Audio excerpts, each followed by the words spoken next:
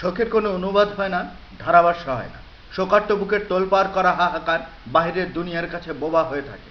প্রতিদিন সীমান্তের নিরীহ বাংলাদেশি হত্যা, তেমনি ভারতের বিচার বিভাগের কাছে ফেলানির বাবা মার বুকের হাহাকার বোবা হয়ে রয়ে গেল। ফালানির হত্যার প্রহসনমূলক বিচার তারই প্রমাণ।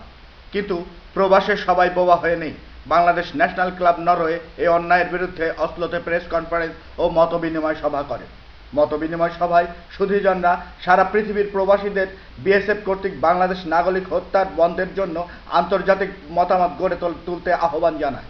নরওয়ে প্রবাসী ভারতীয় কবি নির্মল ব্রহ্মচারী বলেন, শুধু ফেলানি নয়, অনেকেই এখানে নৃশংসভাবে নিরীহ মানুষ নিহত হচ্ছেন, আহত হচ্ছেন। খুবই দুঃখের বিষয়, ভারতীয় আদালতে ২.৫ বছর বাদে ফেলানি হত্যার মামলা যখন দায়ের করা হয়েছিল, তখন আসামিকে বেকসুর খালাস করে দেয়া হয়। এটা কোনো সুবিচার নয়। তীব্র প্রতিবাদ জানায় ক্লাবের প্রতিষ্ঠাতা জনাব মিলন।